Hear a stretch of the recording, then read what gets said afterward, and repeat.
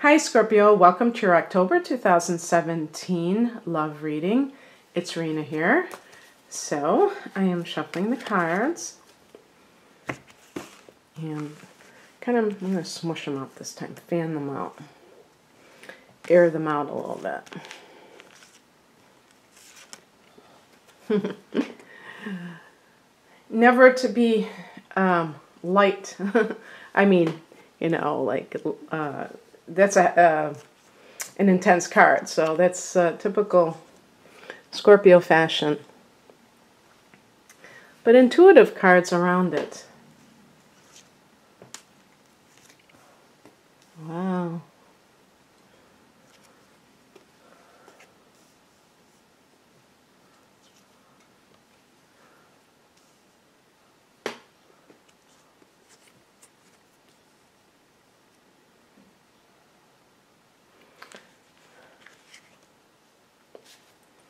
Okay. You do have some good cards here.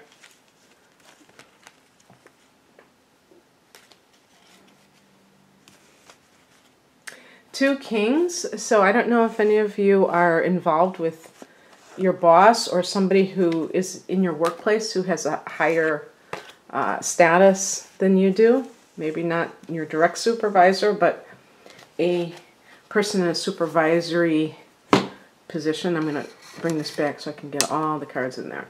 But let's start at the top.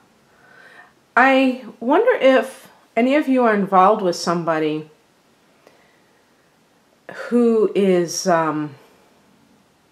obsessive. And usually Pluto, I was going to say Pluto, Scorpio, usually you're the one that is obsessive. Unless you're involved with somebody who has a prominent Scorpio and maybe their sun is in Capricorn, this is a card that connects to Capricorn. This is what I was speaking of, the Devil card. And this is the heart of the matter. So the heart of the matter has to do with some sort of pull, probably, that somebody has towards you, and it can create an addictive pattern where you may know that this is a very destructive influence in your life, but it's like the moth to the flame type of deal with this person. And if we want to look at astrological signs, maybe they are a Capricorn. If they are, they may have that kind of Plutonian influence. Maybe Venus, I don't know if Venus, I don't think Venus could be in Scorpio for them, but yeah, Venus could be. But maybe a moon in Scorpio or something like that. That makes them more intense. Usually Capricorns aren't going to be so intense about relationships on their own. But whatever is happening, now this could be like a sexual thing. And Scorpios get such a bad rap of being oversexed, which I think is really not true at all.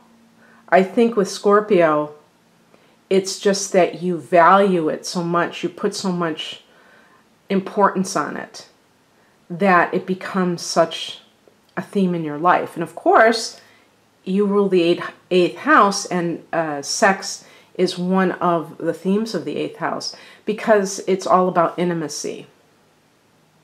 But it's also emotional intimacy. You are a water sign.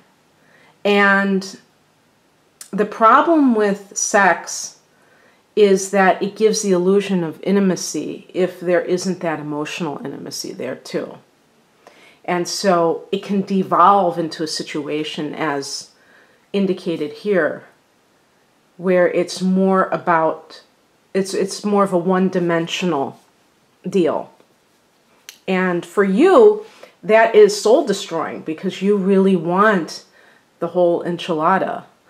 I'm sure there are some Scorpios who are perfectly happy having affairs, and I can't get away from astrology, so they might have a lot of personal planets in Sagittarius, and they're much more concerned about freedom. But in general, a Scorpio person wants one person, and they want a very exclusive relationship, intense relationship, where both people are very committed to it.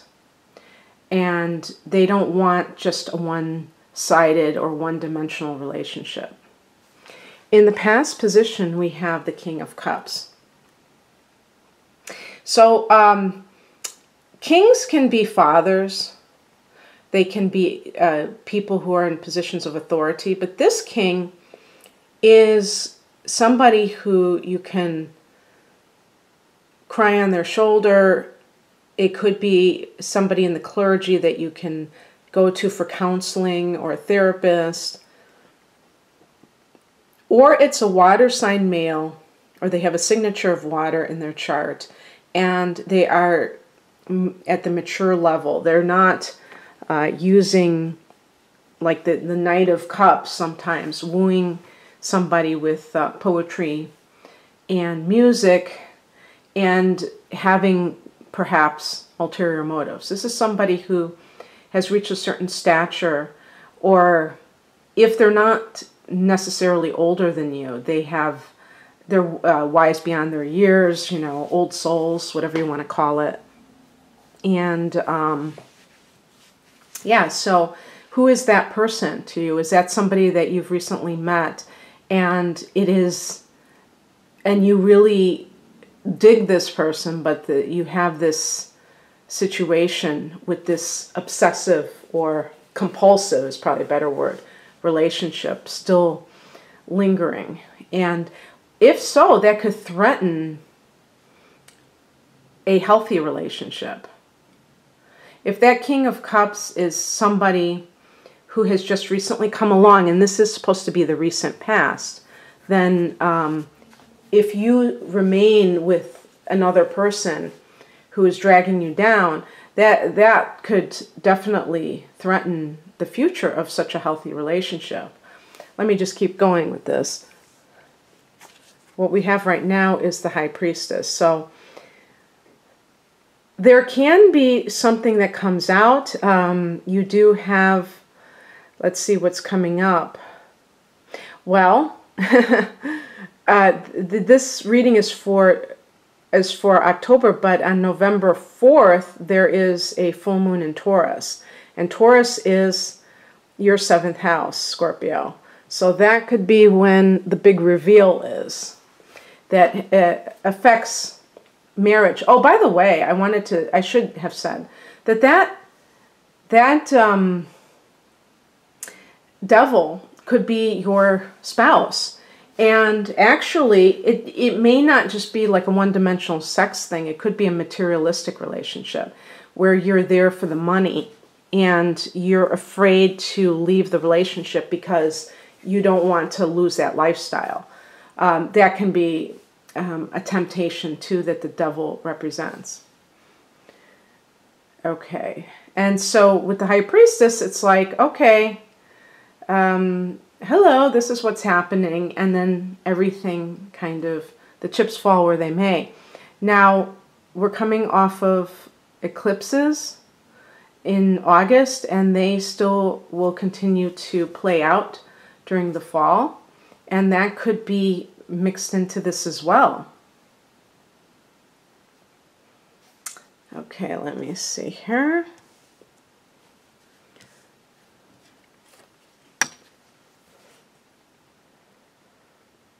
So the higher message is the Sun.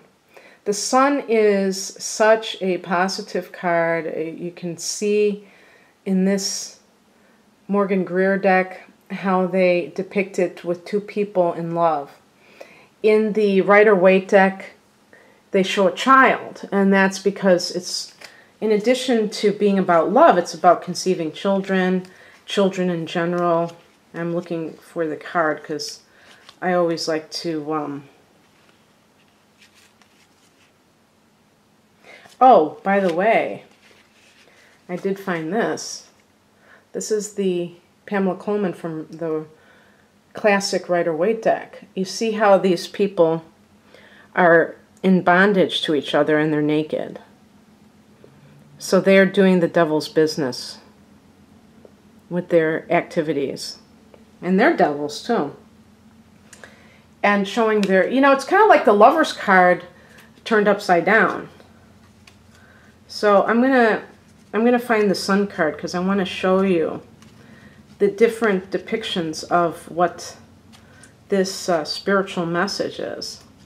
But basically, it's about joy in your life, healing, you know, so physical vitality.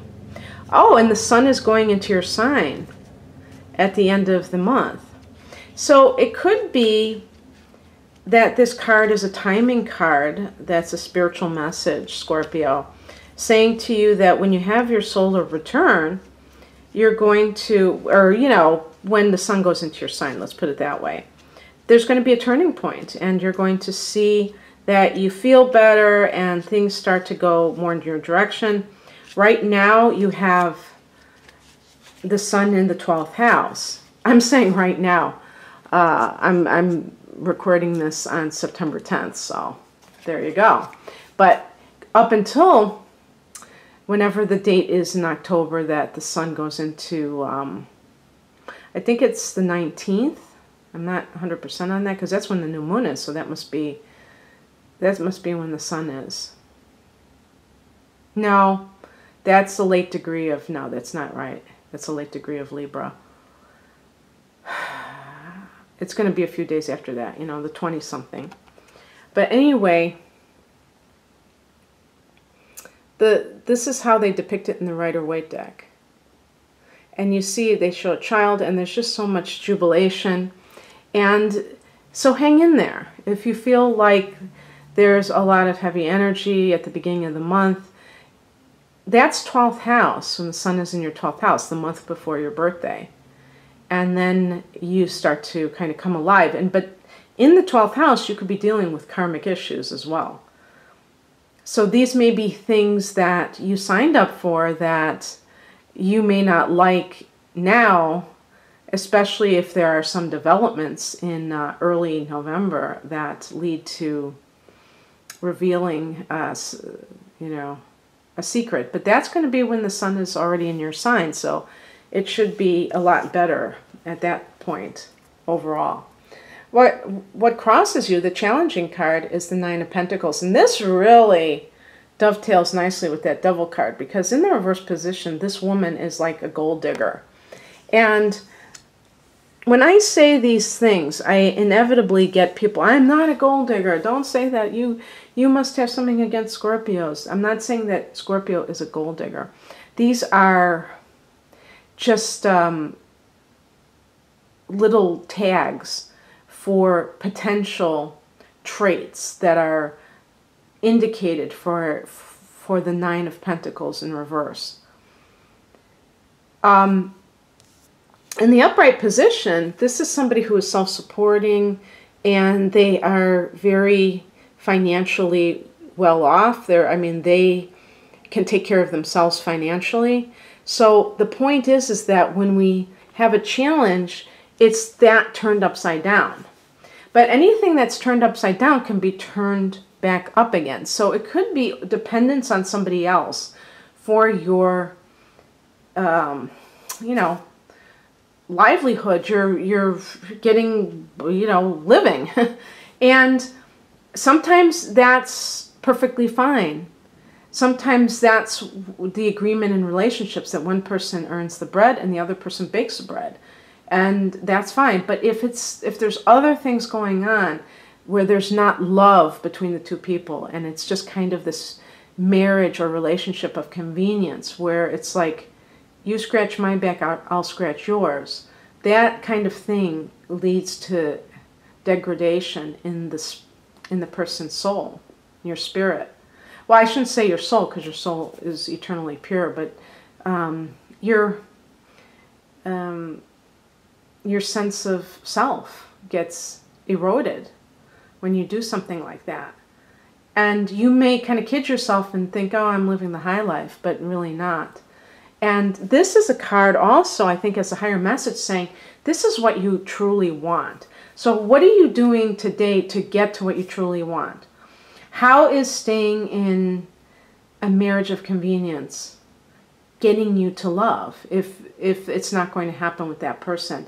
Maybe that person doesn't show you love, but maybe you don't love that person. Even if they were crazy in love with you, you still wouldn't love them. And that's okay. You know, people make mistakes. People do things out of weakness. It's okay. The problem with you, Scorpio, is you don't like to admit that you have weaknesses. And that's the first thing that has to happen, is losing that rigidity of thought that says that this is how it is and this is how it will always be. And that's not true. Life is in a constant state of flux. Things are always shifting. And as I record this, we're waiting for the hurricane in Florida. And this is the second hurricane to hit the United States. There's another hurricane, 2 hurricanes behind it. There was an earthquake the other day. The physical world is shaking and quaking and changing. And that is the mundane reflection of ourselves as expanding spiritual beings. You don't want to stay in a rut. You don't want to stay closed up in a little box where nothing, you know, hermetically sealed. You want to engage life and be open to what life brings you. That's where growth is.